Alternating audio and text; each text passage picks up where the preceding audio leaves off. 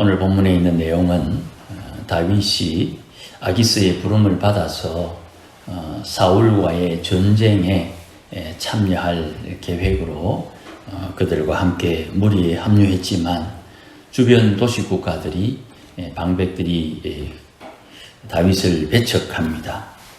아기스는 다윗의 충성스러운 마음을 잘 알고 있으나 주위에 있는 방백들은 이것을 전혀 믿지 못하고 되레 다윗과 사울이 화해하게 되는 제물로 자기들이 희생될 것을 염려해서 다윗이 전쟁에 참여하지 못하게 됩니다.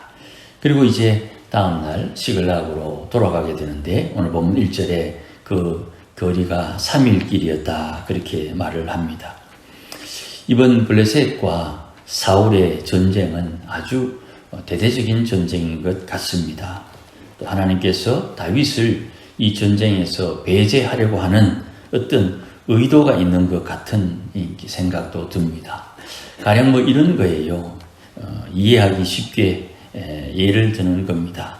집안에 큰일이 일어났을 때 집안 일이니까 모두 마음을 써서 그 일을 해결하려고 합니다.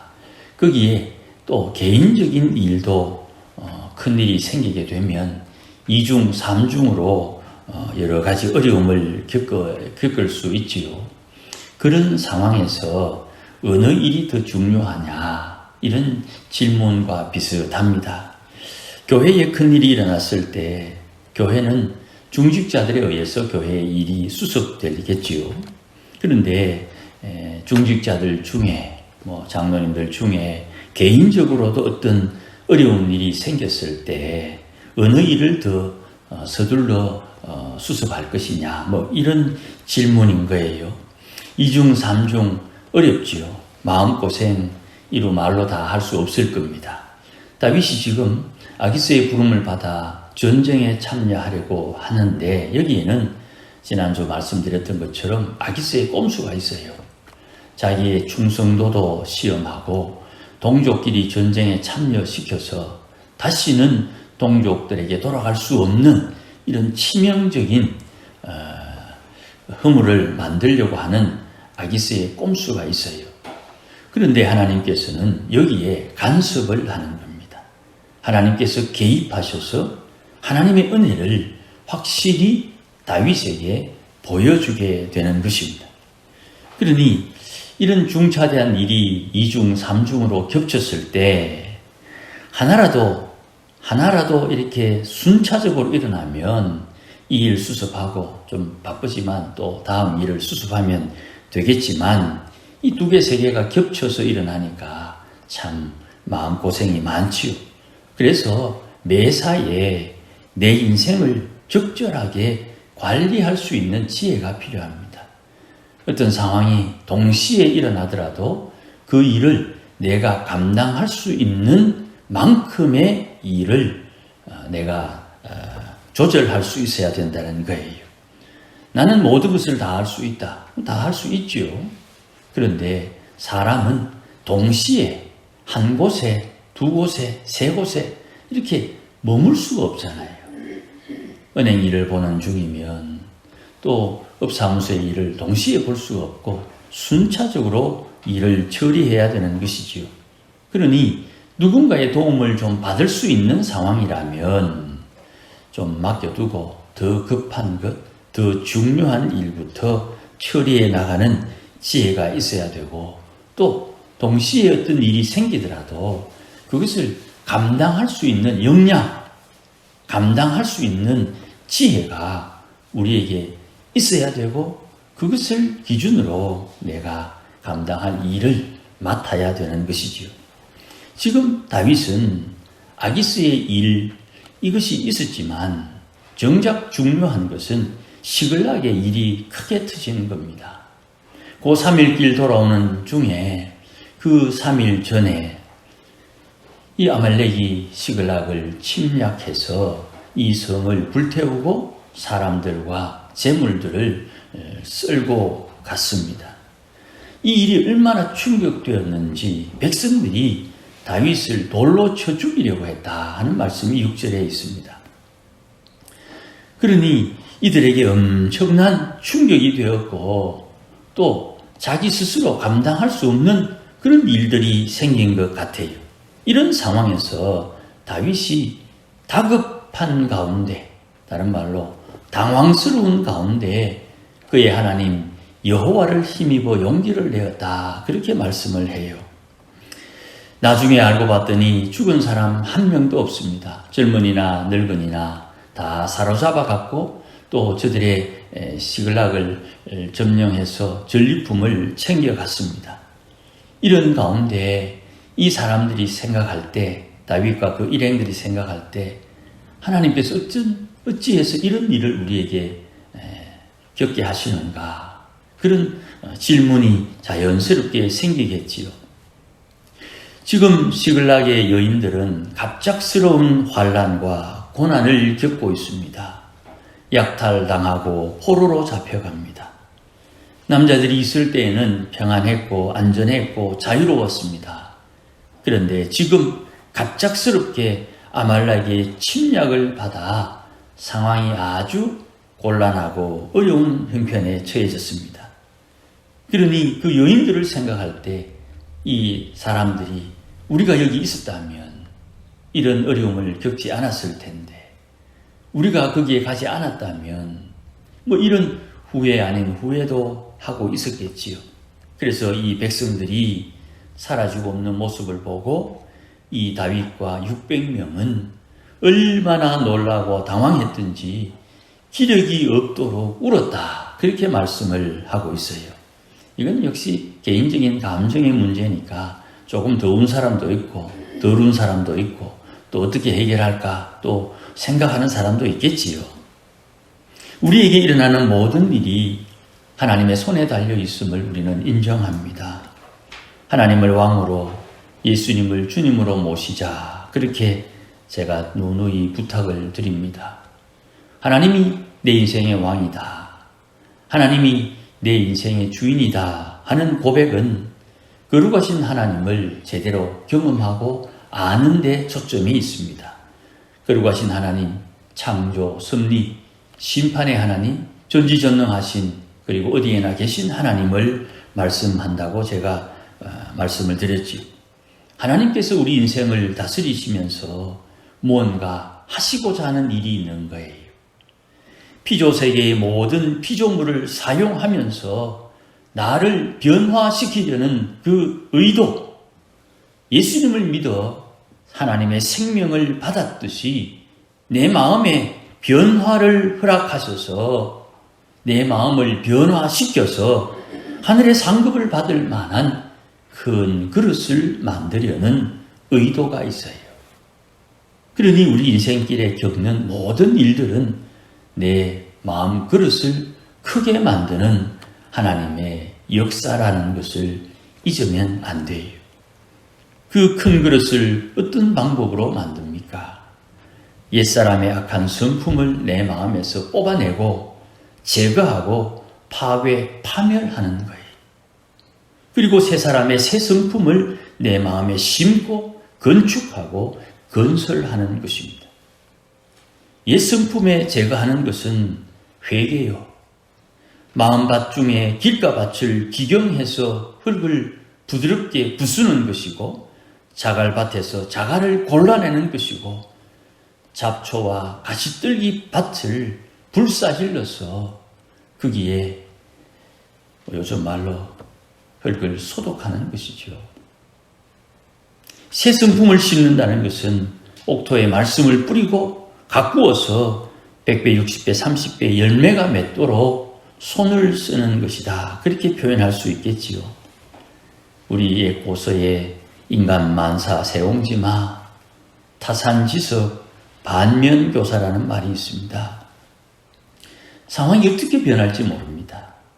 상황이 내 의도대로 내 마음대로 흘러가는 것도 아닙니다. 그러니 하나님께서 주도하신 사건으로 신앙의 교훈을 받아야 되는 것이죠.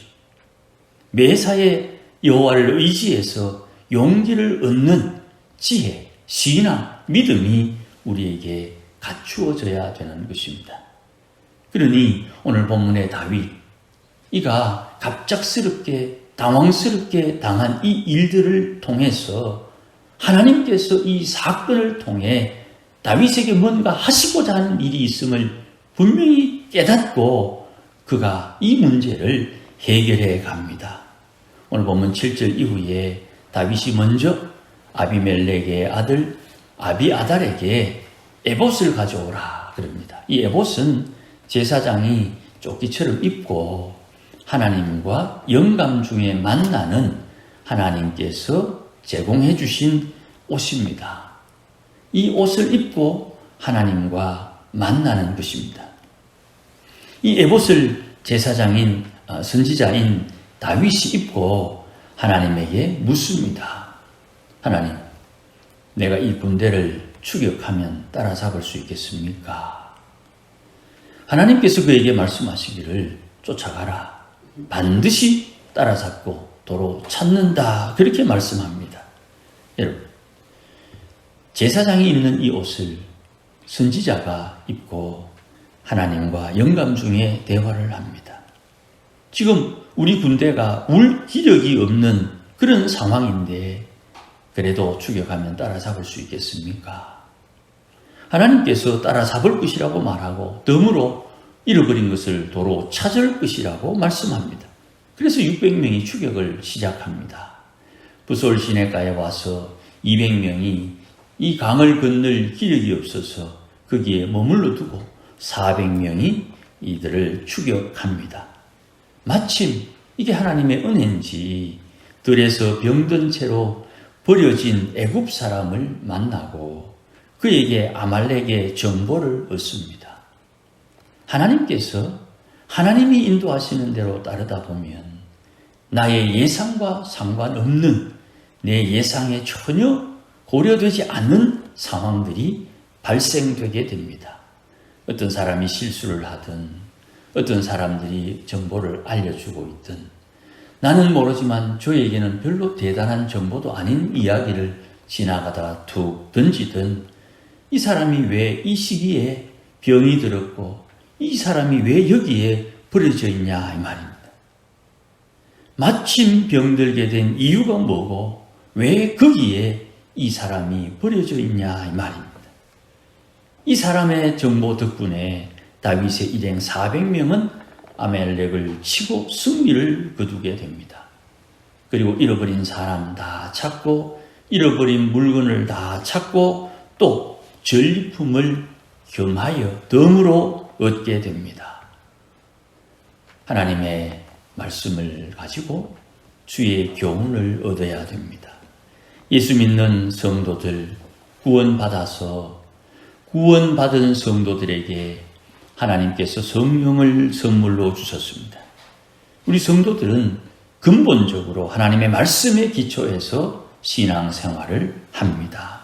그 말씀에 순종하고 말씀에 순종해서 순종의 열매를 우리가 맺게 되는 것이죠.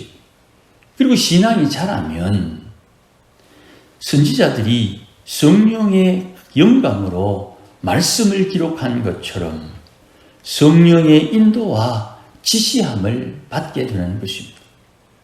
처음 믿는 이와 예수 믿은 지 좀 시간이 흐른 사람과 예수 믿은 지 좀 오래된 사람, 그 연수를 구별할 수는 없지만 대략 그 신앙의 연수에 따라 하나님의 말씀에 충실하면서 그에게 주시는 하나님의 은혜를 따라 성령의 경험, 성령의 역사, 성령의 은혜를 경험하게 되는 것이 아무나 성령의 인도를 받아 나는 이렇게 행동했다고 말할 수 있겠지요.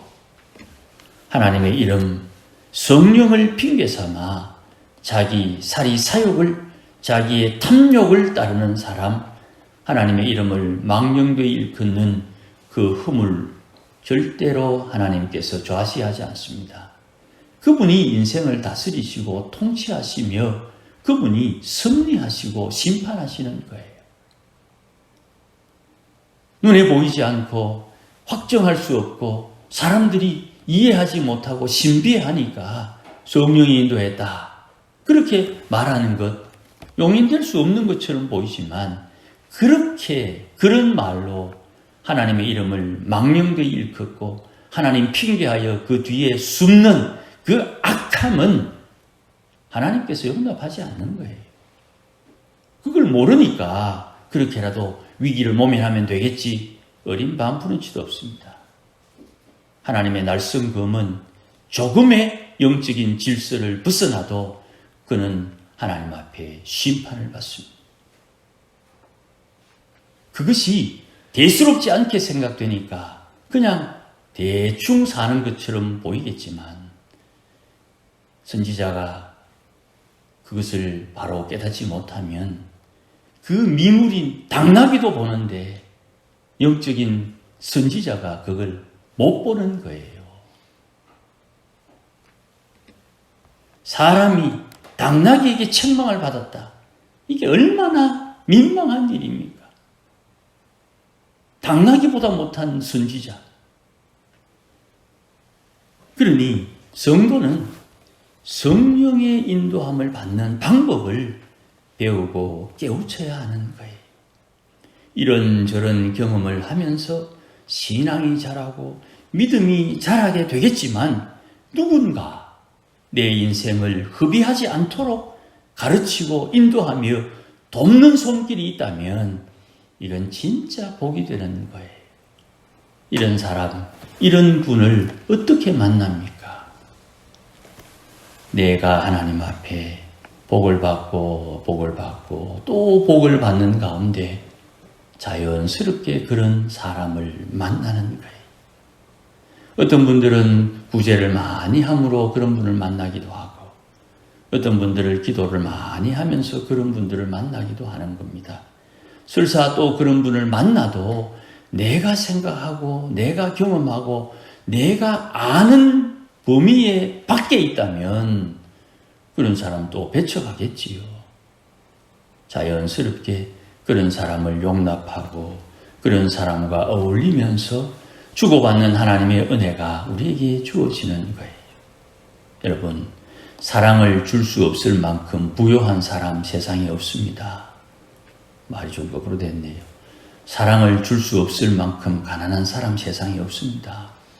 누구나 다 나눌 수 있는 만큼의 은혜가 있고요. 사랑을 받지 않을 만큼 세상에 부요한 사람 없습니다. 누구나 다 사랑을 필요로 하고 사랑이 공급되어야 되는 것입니다.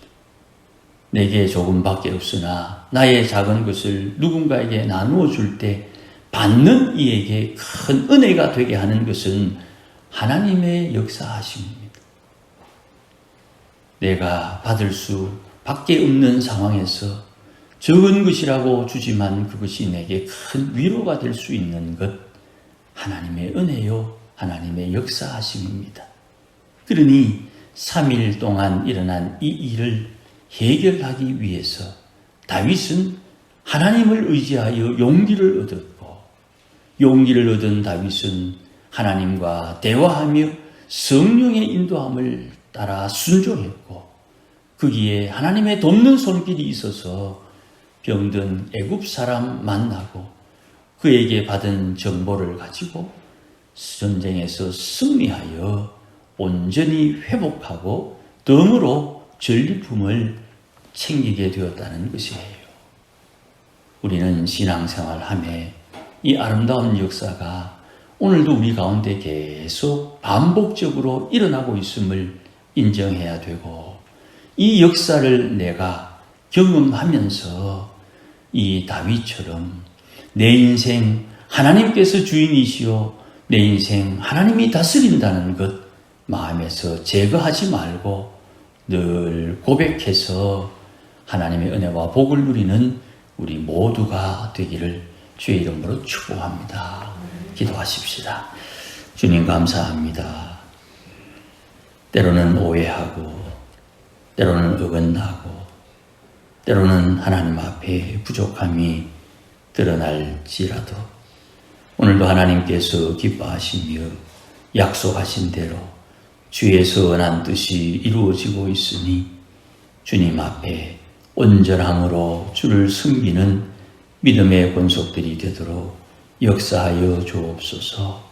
주님께서 이끄시는 그 길을 때로는 두려움 속에, 때로는 의심하는 마음도 있고, 때로는 하나님 앞에 이것이 바른 길인지 점검하며 가겠으나 하나님의 성령의 충만함을 입어 주의 인도하심을 잘 따르고 성령께서 우리 삶에 간섭하는 것을 깨달으며 주를 섬기는 주의 권속들이 되게 하옵소서.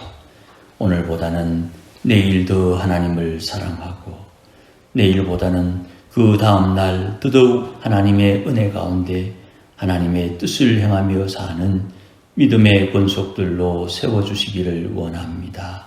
하나님 불쌍히 여겨주시고 이 큰 은혜가 우리에게 임했듯이 우리 자녀손들에게도 잘 전달될 수 있도록 복에 복을 더하여 주시며 이 모든 은혜 가운데 주의 베푸신 그 사랑과 은혜를 잘 감당할 수 있도록 또한 믿음과 지혜를 더하여 주시옵소서.